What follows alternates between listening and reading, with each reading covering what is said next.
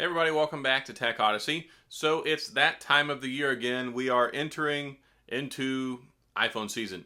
Today, which is the 7th of September, Apple finally put out their little event announcement saying that on September the 14th, we're going to have their new Apple event. So of course we're going to have the new iPhones for the year. Those always come out in September. There's also discussion around possible new AirPods and even a new iPod, if anyone cares about that.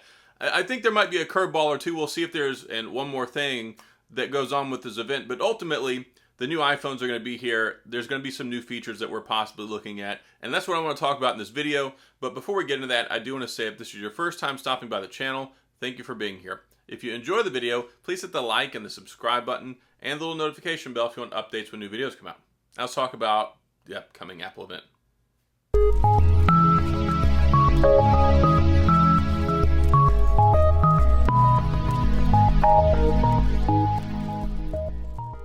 Okay, annual Apple event time. The big thing this time of the year, of course, is the new iPhone. I don't get really excited about this. I am not a big iPhone person. If you've seen any of the last 20 of my videos, you know that I like the Samsung foldable phones. Of course, I'm a BlackBerry guy, still waiting on onboard mobility to one day come out with a new phone. But when it comes to the iPhone, it does play a very important role in the consumer market because it's like the #1 phone in the US. Everybody loves iPhone, and there's so many of them now. And it looks like we're going to have 4 different ones again this go around. So we're looking at a 5.4-inch iPhone 13 mini, presumably. It's supposed to be a S model. And if you're not familiar with the idea of iPhone S models, basically most things stay the same. It's not a redesign, but they kind of have some performance upgrades. And that's how it used to be. The iPhone 4, iPhone 4S, iPhone 5, 5S, 6, 6S, all that jazz. That kind of got muddied once they came out with the iPhone 10. They skipped iPhone 9. Now we're looking at, I think, iPhone 13. Whatever they call it, we're looking at 4 models. So we're looking at a smaller 5.4-inch mini. I do believe this is going to be the last year for the mini. They canceled the production on the iPhone 12 mini this last year very early because apparently it's just not selling like they thought it would. But that's kind of the thing. Most people typically want phones that are at least 6 inches now, and they don't really want the 5.4-inch phone, even though it has the same footprint as the iPhone SE 2020 model, but it's all touchscreen. So also looking at a iPhone 13 6.1-inch model like we have now. I would show you mine, but I'm recording with it. And they're going to have an iPhone 13 Pro, which is going to be the same size, same dimensions as this last year's 12, and then also the Pro Max, which is going to be the big one. Probably going to have a new 5G antenna, the new A15 processor, and what we're looking at is possibly 120 hertz.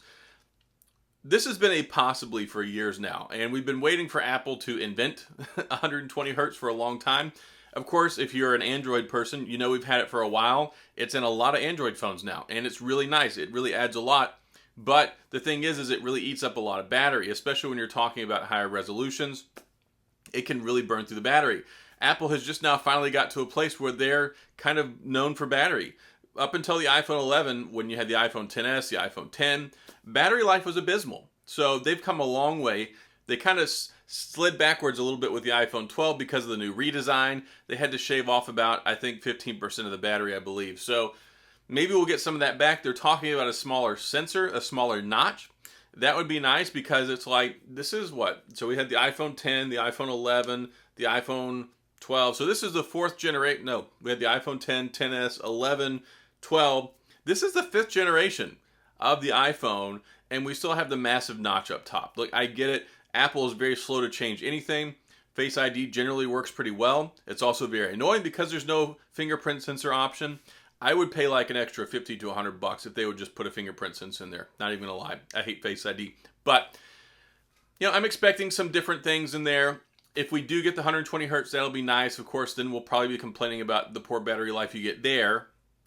But I think it's about time, and maybe we'll only see it in the Pro models. And I think that's kind of fair. I don't think it necessarily needs to be in every iPhone, but it really at some point in time, and I think the time is now, needs to be in at least their Pro model phones. Talking about a possible better, I think, wide-angle camera and some sensor shift stuff with the cameras. So we should see better camera stuff, better upgrades in that department. I wasn't really impressed with the 12 cameras over the 11. They just really didn't bring that much new stuff to the table, not a whole lot of refinement. I felt like the 11s were a much bigger upgrade over the 10s. So we'll see what happens. Also, possible new AirPods. So basically, brace yourself for really expensive AirPods. I think even a new Apple Watch. And with the new Apple Watch, from what I'm seeing, it looks like it's going to be a different size and shape. So from what I'm hearing, the old bands won't work with it anymore, which is very frustrating because I have my Apple Watch Series 6 and I have several different Nomad bands. I mean, I've got like $1,000 worth of bands for my Apple Watch that will be obsolete for this one. I don't know if I'll cover that. I'm not the biggest when it comes to wearables, and as you've seen, I only made like an unboxing video on the Apple Watch. I don't make a lot of Apple videos, but I've kind of ramped things up a little bit, being a little bit more product specific with some of my videos. So I am going to definitely get the iPhone. I will get the iPhone Pro, probably the 13 Pro, maybe not the Max. I'll get that one for my wife. Oddly enough, she likes the Max. I think the things are big, gigantic, heavy bricks, and she's like, I love the Pro Max. I'm like, okay, whatever, honey. So I gave her my 12 Pro Max, and I got it just a regular 12, but I have the purple one. I'd like to see a purple iPhone 13 Pro. That would be really cool. But looking at that, I'm definitely going to get one, maybe two of the iPhones. I'm going to try and cover them a bit more this time around. I'm going to do an unboxing. I'll do a full review. I'll probably do a vlog style video for the camera, some accessory stuff.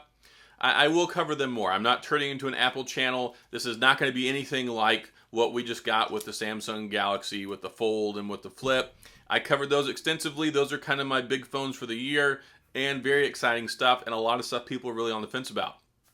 Most people, they just buy the iPhone because it's an iPhone. But, yes, so I'll cover those. We'll see about the AirPods. I'm not a big AirPod fan. I had the AirPods. I had the AirPods Pro. I gave those to my wife. I have the AirPods Max with the headphones.